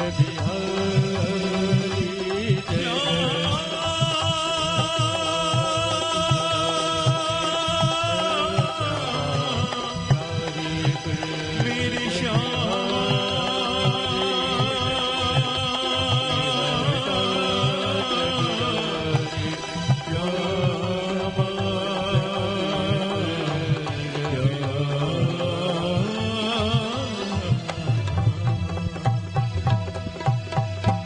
बोले राधा रानी सरकार की। महाराज आज संत जी से मुलाकात हुई। संत जी कहते हैं बेटा अपने दुख का कारण बताओ। बोले सब सुख है घर में बेटी बेटा, जो जीवन का सबसे बड़ा दुख है महाराज। बेटा हो तो दुखी, नहीं हो तो दुखी। बेटा है नालायक निकल जाए, माँ बाप जीवन भर रोते हैं। और महाराज बेटा नहीं है तो माता पिता दुखी होते हैं। आज कहते हैं मेरे बेटा नहीं है। संत जी ने भृकुटी देखा है महाराज, और संत जी कहने लगे मैं तो ये देख रहा हूँ आपके एक जन्म तो छोड़िए, अगले 7 जन्म तक कोई महाराज कोई बालक नहीं है। अरे आपने तो मेरा दुख मिटाया नहीं, बल्कि 7 गुना बढ़ा दिया।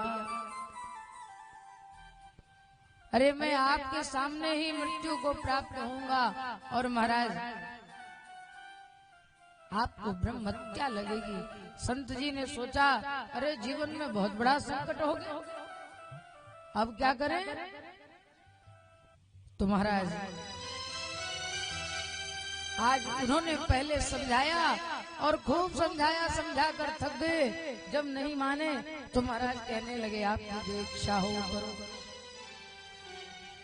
लेकिन मैं तो यही कहूंगा बेटी बेटा किसी को सुख नहीं देते, कष्ट देते हैं। आप बेटा बेटा करते हो तो ले जाओ ये फल, तस्याग्रहम समालोक्य फलमेकं सदत्तवान इदं भक्ष्या पत्न्या तुम ततः पुत्रो भविष्यति। जाओ ये फल अपनी पत्नी को खिला देना, आपकी पत्नी गर्भवती हो जाएगी। लेकिन महाराज ब्राह्मण देवता फल लेकर गए और अपनी पत्नी दुधली को फल दिया और कहने लगे अरे देवी ये फल खा लेना, आपको बेटी बेटा हो जाएगा, आपको बेटी बेटा हो जाएगा। लेकिन महाराज आज ब्राह्मण देवता तो प्रसन्न है, लेकिन उनकी पत्नी जो दुधली है वो मन में कुतर करने लगी, अरे मेरा उदर बढ़ जाएगा तो मैं क्या कार्य करूंगी, मैं कैसे मैं गृहस्थी का कार्य करूंगी। अंत में उसकी बहन आई, उसने महाराज कह दिया आप ये फल मत खाओ, मेरे बेटा होने वाला है, मैं वो आपको बेटा दे दूंगी। ये जो फल है ना आपके द्वार पर गाय बधी है, उसको भी तो बछड़ा नहीं है, उसको खिलाओ, उसको बेटा हो जाएगा।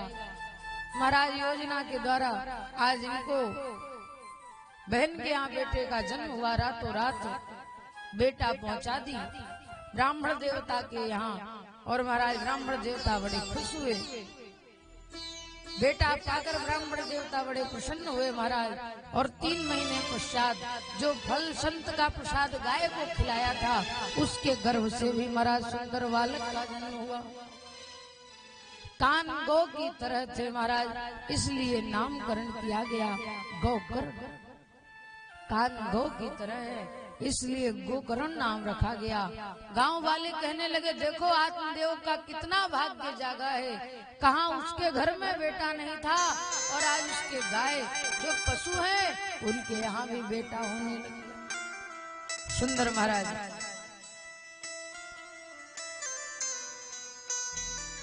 आज दोनों बालक बड़े होने लगे। कृत कालेन तौ जातो तरुणोत्तमया बहू गोकर्णो पंडितो ज्ञानी धुंधकारी की महाखला। गोकर्ण जी तो ब्राह्मण देवता विद्वान हुए हैं, लेकिन धुंधकारी खल हुआ है, छोटे छोटे बच्चों को मारकर कुएं में फेंक देता है और महाराज बुरे कर्म करता है, वेश्यावृत्ति करता है, बुरे कर्म का बुरा नतीजा। अंत में महाराज अपने पिताजी को भी यह डांट लगाता है, फटकार लगाता है। एक दिन आत्मदेव जी वो जो गौ के पुत्र हैं गोकर्ण जी महाराज, उनके सामने विराजमान होकर प्रश्न पूछते हैं बेटा मेरी मुक्ति कैसे होगी। तो देखिए संत का जो शब्द है आज कल्याण करे या ना करे, एक दिन जरूर कल्याण करता है। उस दिन संत की बात समझ में नहीं आई, लेकिन आज जब वो संत का प्रसाद गोकर्ण जी के रूप में आत्मदेव जी को समझा रहा है, तब एक एक बात समझ में आ रही है। क्यों? बोले यदि जगत की लात खाई न होती, गोविंद तेरी याद आई न होती, बिना ठोकर के व्यक्ति ठाकुर नहीं बनता महाराज। आज ठोकर लगी है। गोकर्ण जी सुंदर उपदेश करते हैं। पिताजी देहे स्थिमान सिरुधिरे विमतिम त्यजत्वम् जाया श्रुतादिषु सदा ममता विमुञ्च पश्यानिशं जगदिदं क्षणवङ्गनिष्ठं वैराग्यरासरसिको भवभक्तिनिष्ठा। ये शरीर है, हाड़ मास का पुतला है, इस पर जिसकी मोह होती है निश्चित ही गर्त में जाता है। पिताजी धर्मम भजस्व सत्यम त्यजलोक धर्मान सेवस्व साधु पुरुषांजहि काम तिष्ठान अन्यन्य दोष गुण चिंतन मासु मुक्त्वा सेवा कथा रसमहो नितराम पिबत्तम। पिताजी दूसरे का दोष देखना बंद करिए और आप भगवान की भक्ति में लगिए, आपका कल्याण होगा। उपदेश पाकर महाराज आत्मदेव जी जंगल को गए हैं, मुक्ति हुई है। यहाँ गोकर्ण जी तीर्थ यात्रा को गए, धुंधकारी अकेला घर में बचा। माँ को भी महाराज एक दिन पीटता है, कष्ट देता है, मैया कुएं में छलांग लगा दी। धुंधकारी घर में अकेला हुआ है और महाराज धुंधकारी घर में अकेला बचा है। अनेक गणिकाओं को लाकर घर में रख लिया और उन्हीं के लिए चोरी डकैती डालता है। एक दिन गणिकाओं ने सोचा यदि यही ऐसा कर्म करता रहा तो हमारा निश्चित ही ये महाराज हमें निश्चित ही गर्त में डुबो देगा। इसलिए आज वेश्याओं ने मिलकर महाराज धुंधकारी को मौत के घाट उतार दिया है। आज धुंधकारी को मृत्यु के घाट उतार दिया, अकाल मृत्यु हुई है। महाराज धुंधकारी प्रेत बना है। गोकर्ण जी विद्या अध्ययन करके लौटे और उसी घर में रुके। रात्रि में यह धुंधकारी महाराज अनेक रूप में आकर सामने प्रकट हो जाता है। गोकर्ण जी ने गायत्री मंत्र का सिंचन किया, बोल कौन है? प्रेत को वाक शक्ति आ गई। प्रेत कहता है हम भ्राता तदीयोस्मि धुंधकारी नामतः स्वकीयेनैव दोषेण ब्रह्मणत्वं नासितं मया। अरे मैं आपका भाई धुंधकारी हूँ, मेरे बुरे कर्म करने के कारण मैं आज प्रेत बना हूँ। भैया मेरी मुक्ति का उपाय खोजिए। तब प्यारे बंधुओं, सज्जनों, प्यारे भक्तों, आज गोकर्ण जी महाराज ने सूर्य को जल दिया, मुक्ति का उपाय पूछा है। मुक्ति का उपाय जो पूछा, सूर्य नारायण भगवान कहते हैं सप्ताह सुनाइए। धुंधकारी के निमित्त भागवत सप्ताह हो, सप्ताह की रचना हुई। धुंधकारी एक 7 गांठ वाले बास में बैठकर कथा सुनता है। महाराज प्रथम दिवस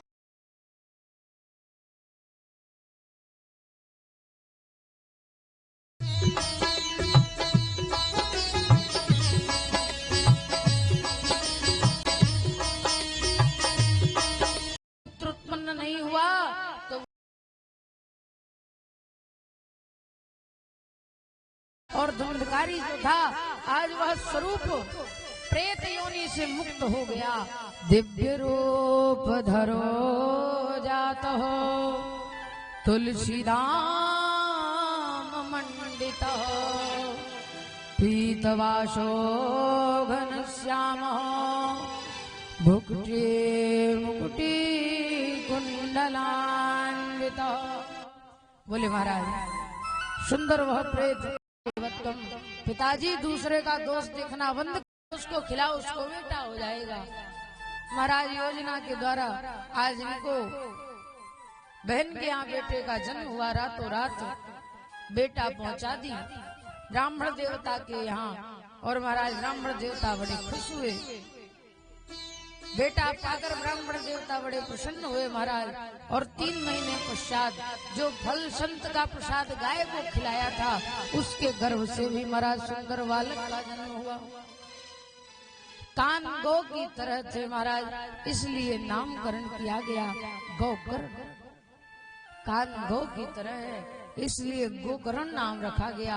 गांव वाले कहने लगे, देखो आत्मदेव का कितना भाग्य जागा है, कहाँ उसके घर में बेटा नहीं था और आज उसके गाय जो पशु हैं उनके यहाँ भी बेटा होने लगे। सुंदर महाराज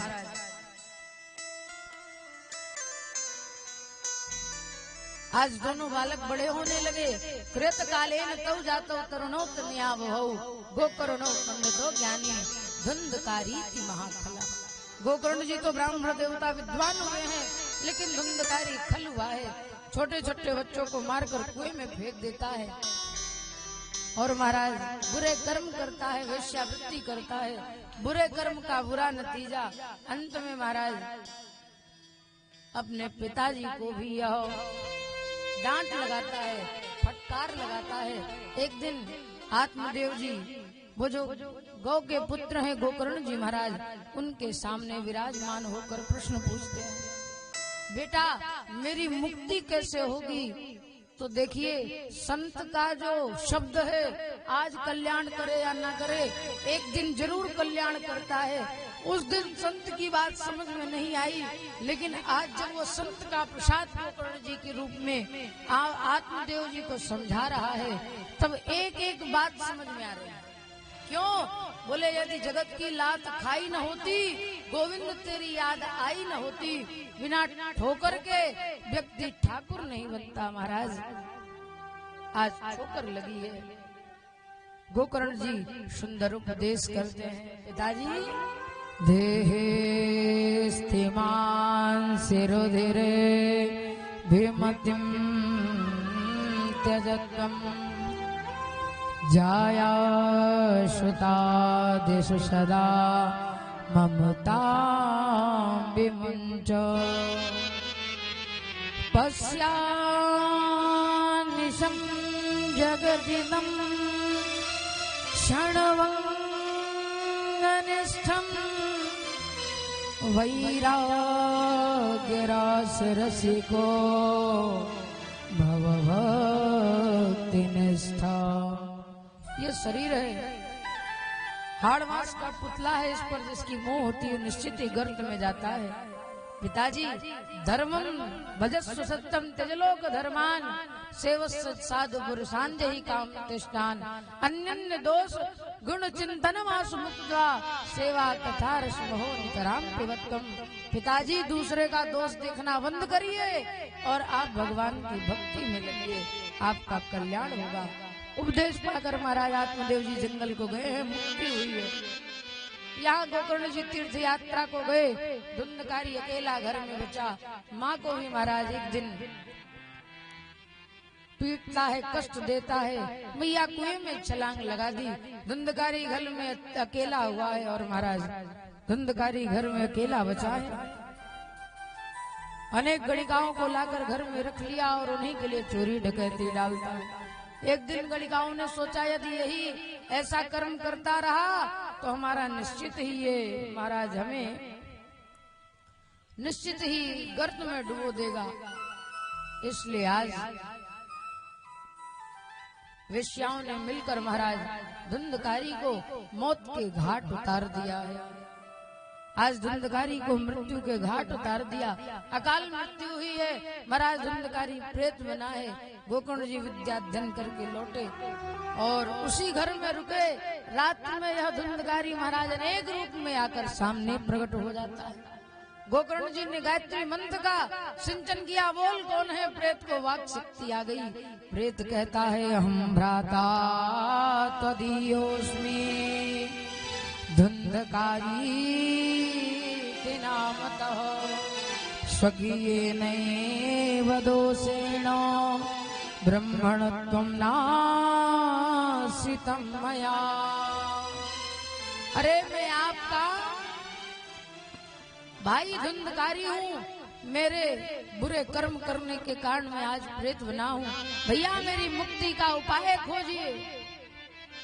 तब प्यारे बंधुओं, सज्जनों, प्यारे भक्तों, आज गोकर्ण जी महाराज ने सूर्य को जल दिया, मुक्ति का उपाय पूछा है।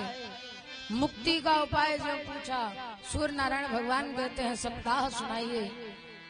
धुंधकारी के निमित्त भागवत सप्ताह हो, सप्ताह की रचना हुई।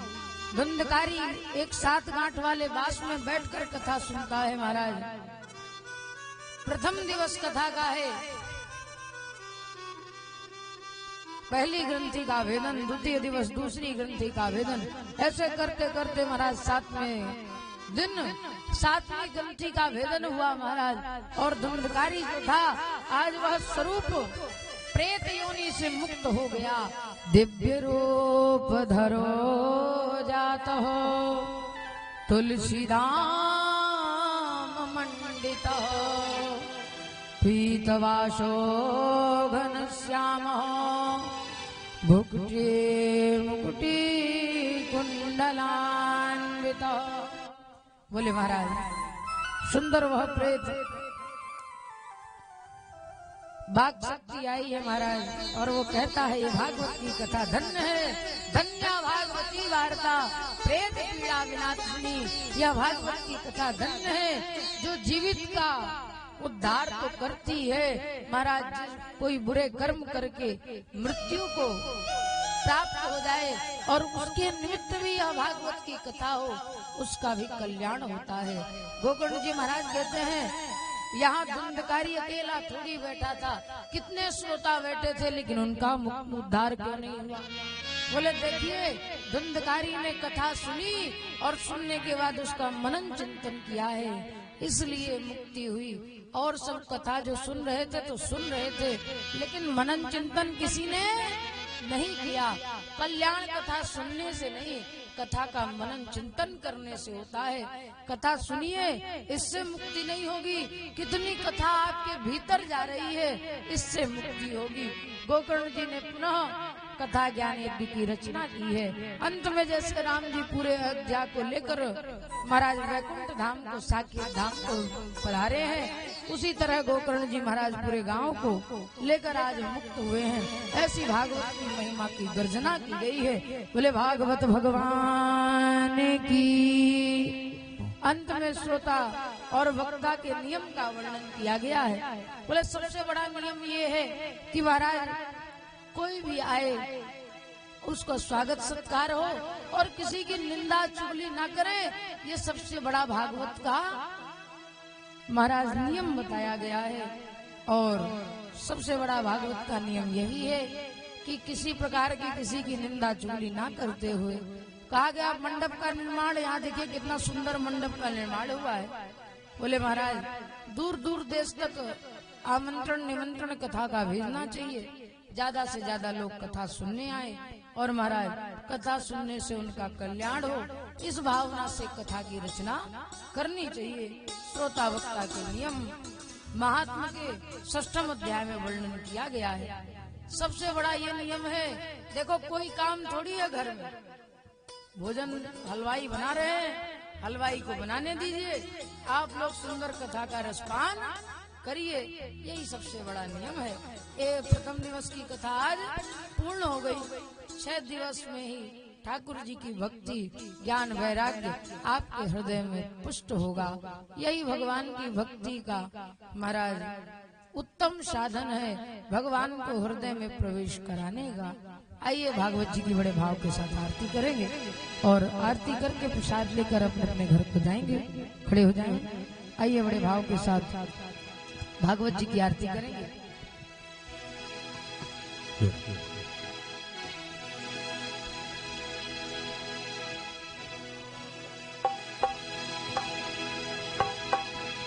हरि ओम चंद्रमा वनतो जातो शौर्य अजायत श्रोत्राद्वायश प्राणत मुखादग्निरजायत बाकी भी हरि तेरी रहती गाओ, बाकी भी हरि तेरी रहती गाओ। बाके बिहारी तेरी आरती गाऊं, बाके बिहारी तेरी आरती गाऊं। आरती गाऊं प्यारे तेरो गुण गाऊं, आरती गाऊं प्यारे तेरे गुण गाऊं। श्याम सुंदर तेरी आरती गाऊं, बाके बिहारी तेरी आरती गाऊं।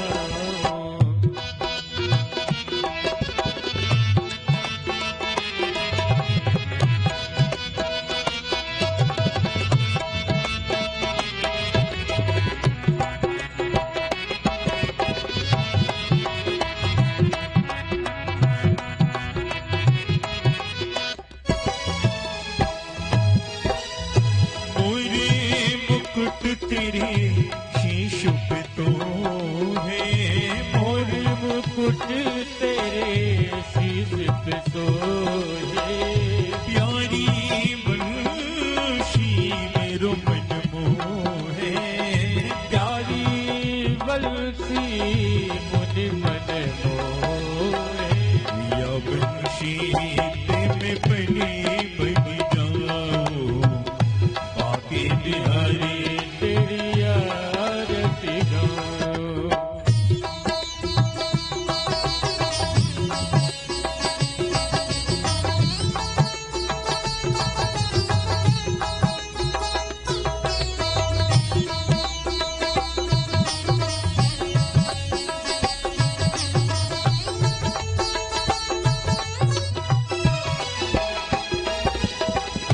चरणों की निकली है गंगा प्यारी, चरणों से निकली है गंगा प्यारी। जिसने सारी दुनिया तारी, जिसने सारी दुनिया तारी। उन चरणों की मैं दर्शन पाऊं, बाके बिहारी तेरी आरती गाऊं।